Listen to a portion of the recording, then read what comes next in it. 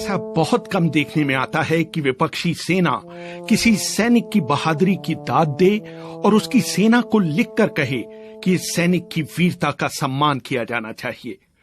1999 के कारगिल युद्ध में ऐसा ही हुआ, जब टाइगर हिल के मोर्चे पर पाकिस्तानी सेना के कैप्टन कर्नल शेर खान ने इतनी बहादुरी से लड़ाई लड़ी कि भारतीय सेना भी उनके सामने नतमस्तक हो गई। उस लड़ाई को भारत की ओर से कमांड कर रहे ब्रिगेडियर MPS बाजवा याद करते हैं। बाकी सारे काले सलवार कमीज में थे और ये जो है ऑफिसर, मैं कहा ये अफसर होगा क्यों, जो ट्रैक सूट में थे। 2 अफसर थे। बाद में हमें पता चला कि एक मेजर इकबाल है जो कि special service group commando forces का था, और एक था कैप्टन करनाल शेर खान जो कि 12 नलाई का था, वहां से जो 4875 की तरफ से आए थे। और उसने जो लीड किया अटैक को, तीसरी बार वो हमें धकेल के हेलमेट से लेके तो दोबारा इधर इंडिया गेट की तरफ हम पीछे विड्रॉ करना पड़ा, क्योंकि जो हमारे 2 JCOs वहाँ खत्म हो गए और ऑफिसर बहुत क्रिटिकली वुंडेड था, इसलिए हमें विड्रॉ करना पड़ा, जो 20 आदमी आगे भेजे थे। रेहान जी, बात ऐसी थी, जब ये खत्म हुई तो मैं ट्रायल था उस अफसर का, क्यों जो नॉर्मली मैं 71 वॉर कभी लड़ा हुआ हूँ बांग्लादेश में, और मैंने कभी पाकिस्तान ऑफिसर को लीड करते नहीं देखा अभी तक। इसमें हैरानगी की बात थी कि ये ऑफिसर 3 बार उनको दोबारा इकट्ठा करके लाया था और उनको लीड कर रहा था। उनको अपनी गिलगित की भाषा में बोल के हमें समझ नहीं लग रहा था क्या कह रहा है, पर उनको लीड करके इतने बड़ा सीरियसली और बड़ी बहादुरी दिखाई कि इसने हमें वहां से नीचे लेके आके तो इंडिया गेट तक ले आया। अगर वो खुदा ना खास्ता ऐसी बात होती तो ये रीइंफोर्स कर जाता और ये हिस्ट्री या कोई और होती दशा। हाल ही में कारगिल पर एक किताब Kargil the untold stories from the war लिखने वाली रचना बिष्ट रावत बताती हैं। कैप्टन कर्नल शेर खान नॉर्दर्न लाइट इन्फेंट्री के वहां पर 5 पोजीशंस थी जहां पर उन्होंने पोस्ट्स बना रखी थी और वो डिफेंड कर रहे थे टाइगर हिल को। और जितने भी आर्मी के टॉप ब्रास हैं वो सब ओपनली ये कहते हैं कि बहुत मुश्किल था टाइगर हिल को वापस लेना। बहुत बहादुर थे वो और बहुत ही अच्छे सिपाही थे। 8 सिख को टास्क मिला था टाइगर हिल पे अटैक करने का और वो बिल्कुल उनसे हो नहीं पाया, जबकि वो भी बहुत बहादुर सिपाही थे और इन spite of not having winter clothing फिर भी वो अच्छे से लड़े थे। फिर 18 ग्रेनेडियर को भी उस टास्क पे लगा दिया गया। Finally they managed to wrest one of the positions. तो ये कॉन्स्टेंटली अटैक करते रहे, जबकि इतनी बड़ी संख्या में अब इंडियन आर्मी वहां आ चुकी थी। इन स्पाइट ऑफ दैट उनको शायद ये बेइज्जती बर्दाश्त नहीं हुई कि मेरे को जो मेरे देश ने काम दिया था करने के लिए वो मैं नहीं कर पाया। और जो लोग ये बैटल देख रहे थे, जो इंडियन सोल्जर से लड़ रहे थे, तो वो सब कहते हैं कि ये सुसाइडल था। जो वो कर रहे थे वो खुद जानते थे कि इसमें सक्सेस नहीं हो सकता क्योंकि they were completely outnumbered, but in spite of that उन्होंने रिट्रीट नहीं किया और वो बार बार अटैक करते रहे जब तक कि वो मरे नहीं। कैप्टन कर्नल शेर खान ने लगभग बाजी पलट दी थी, लेकिन तभी एक भारतीय सैनिक कृपाल सिंह ने उन्हें अपनी मशीन गन का निशाना बनाया। ऑफिसर को अखीर पे 10 गज से मैंने फिर वो लड़का जो हमारा था एक स्पाइस कृपाल सिंह, वो वुंडेड था, पर वो उठ के और उन्होंने बाकियों ने बस्ट मार के बड़ी मुश्किल से उसको खत्म किया। उसी टाइम पर ही वो जो अटैक है पीटर आउट हो गया। पर इसकी बहादुरी देख के मैंने बोला कि जो सिविलियन पोर्टर्स भेज के उसकी बॉडी नीचे मंगवाई, मैं कहा जो वो है ट्रैक सूट वाला, वो जो लड़का सामने लीड कर रहा था, वो कोई भी हो उसको लाओ। को बाकियों को तो दफनाया वहां पर हमने, जितनी भी बॉडीज थी, और इसकी बॉडी स्पेशली नीचे ला के अपने ब्रिगेड हेडक्वार्टर में मैंने रखवाई। उसकी फिर जेब में से हमने लेटर्स वगैरह सारी निकाल के पढ़ी। इससे के पता चला कि हमें कि ये कैप्टन करनाल गिलगित का रहने वाला था, एक गांव का, छोटे से गांव का कैप्टन था वो। मैं जी साहब से बात किया, मैं कहा मैं चाहता हूं कि एक चिट में लिख के मैंने इसकी जेब में डाल दिया है कि कैप्टन करनाल शेर Khan of 12 NLI has fought very bravely and he should be given his due for his bravery. तो इतनी चिट लिख के मैंने उनके जेब में डाल दी। कैप्टन कर्नल शेर खान का जन्म उत्तर पश्चिम सीमांत प्रांत के एक गांव नवाकिले में हुआ था। उनके दादा ने 1948 के कश्मीर अभियान में भाग लिया था। उन्हें वर्दी पहने हुए सैनिक पसंद थे। उनके जब एक पोता हुआ तो उन्होंने उनका नाम कर्नल शेर खान रखा। शेर खान का नाम ही कैप्टन कर्नल शेर खान था, जो हमेशा I was initially very confused कि ये कैप्टन थे या कर्नल थे। तो फिर बाद में पता चला कि वो जब पैदा हुए तो उनके माता पिता ये चाहते थे कि ये फौज में जाएं और कर्नल की रैंक तक तो जाएं ही जाएं, तो उन्होंने उनका नाम ही कर्नल रख दिया। तो शुरू से ही शायद उनमें भी ये जज्बा था कि वो सिपाही बनेंगे। जब कर्नल शेर खां का नाम रखा गया तो उनके पिता और दादा को ये अंदाजा नहीं था कि इस नाम की वजह से उनके पोते की जिंदगी में कई उलझनें आएंगी। कारगिल पर मशहूर किताब witness to blunder, Kargil story unfolds लिखने वाले कर्नल अशफाक हुसैन लिखते हैं, कर्नल शेर खां के नाम का हिस्सा था और वो उसे बहुत गर्व से इस्तेमाल भी करते थे। जब वो फोन उठाकर कहते थे लेफ्टिनेंट कर्नल शेर स्पीकिंग, तो फोन करने वाला समझता था कि वो कमांडिंग ऑफिसर से बात कर रहा है और वो उन्हें सर कहना शुरू कर देता था। तब शेर मुस्कुराकर कहते थे कि वो लेफ्टिनेंट शेर हैं। मैं अभी आपकी बात कमांडिंग ऑफिसर से करवाता हूँ। कर्नल शेर ने अक्टूबर 1992 में पाकिस्तान मिलिट्री एकेडमी ज्वाइन की थी। जब वो वहां पहुंचे तो उन्होंने दाढ़ी रखी हुई थी। उनसे कहा गया कि वो दाढ़ी कटवा दें, लेकिन उन्होंने साफ इनकार कर दिया।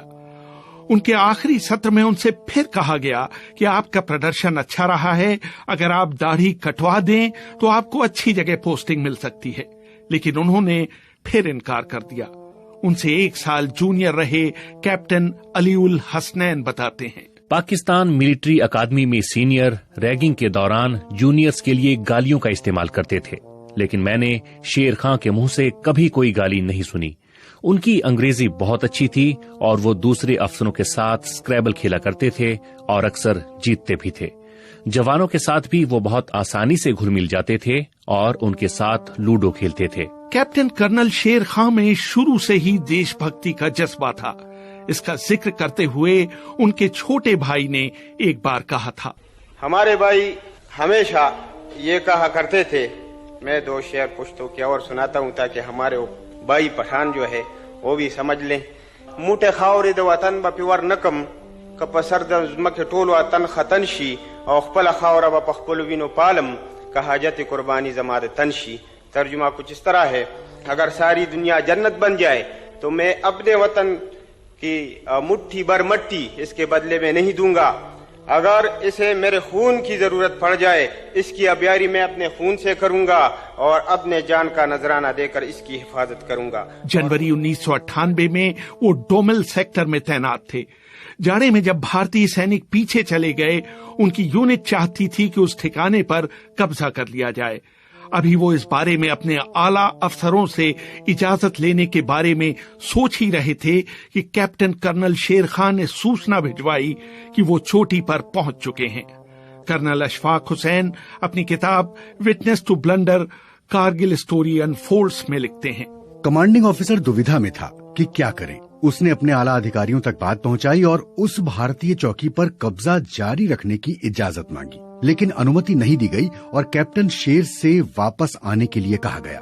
वो वापस आए, लेकिन भारतीय चौकी से कई स्मृति चिन्ह जैसे कुछ ग्रेनेड, भारतीय सैनिकों की कुछ वर्दियां, वाइकर गन की मैगजीन, गोलियां और कुछ स्लीपिंग बैग उठा ले आए। 4 जुलाई 1999 को कैप्टन कर्नल शेर को टाइगर हिल पर जाने के लिए कहा गया। वहां पर पाकिस्तानी सैनिकों ने रक्षण की 3 पंक्तियां बना रखी थीं, जिनको कोड नेम दिया गया था 129 ए, बी और सी। उनके दूसरे नाम थे कलीम, काशिफ और वकील पोस्ट। भारतीय सैनिक 129 ए और बी को अलग थलग करने में कामयाब हो चुके थे। बीबीसी से बात करते हुए कर्नल अशफाक हुसैन ने कहा, He was a very brave man. He was never found complaining against the hardship. वो बहुत बहादुर शख्स थे। उन्होंने कभी किसी तकलीफ की शिकायत नहीं की। हमले से 1 रात पहले उन्होंने सारे सिपाहियों को जमा कर शहादत पर एक तकरीर की। सुबह 5 बजे उन्होंने नमाज पढ़ी। सुबह वो मेजर हाशिम के साथ 129 बी पर ही थे कि भारतीय सैनिकों ने उन पर जवाबी हमला किया।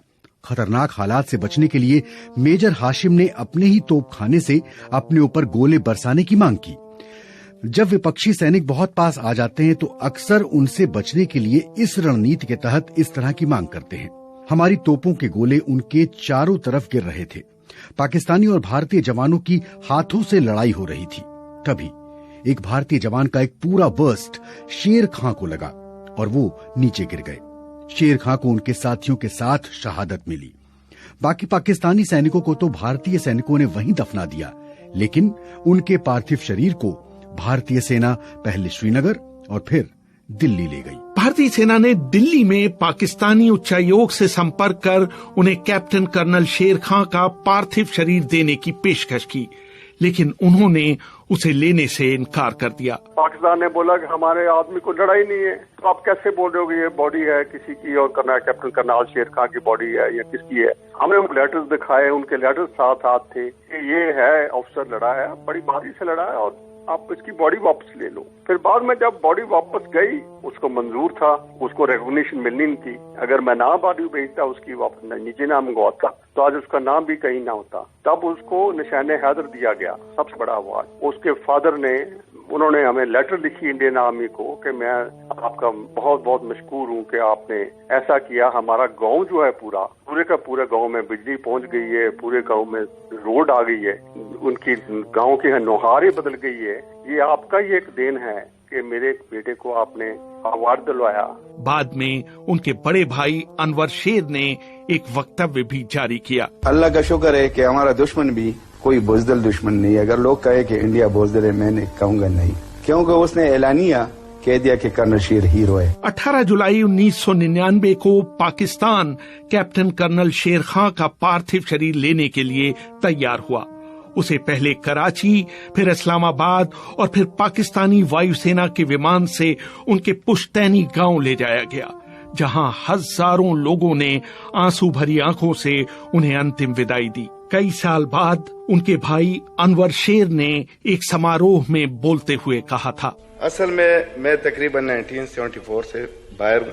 मोबाइल वहाँ काम नहीं करते जहाँ मैं रहता हूँ, तो मैं आया सोए PCO में। मेरे वालिद मेरे भाई की तीसरे दिन थी, तो वहाँ पर जब फोन मैंने किया, आकर मैं गाड़ी में बैठा, एक 6 जो होटलों में जो काम नहीं करते यहाँ पर कैफेटेरिया में, एक बच्चा था छोटा सा, तो एक रेडी वाले के साथ वो खड़ा था, बातें कर रहा था। मैं उसकी तरफ देख रहा था कि ये क्या बोलते हैं। तो रेडी वाले को बताते हैं कि पता है 1 घंटे के अंदर अंदर आर्मी ने नवाकली से लैंड लाकर उसके गांव तक पहुंचा दिया टेलीफोन की।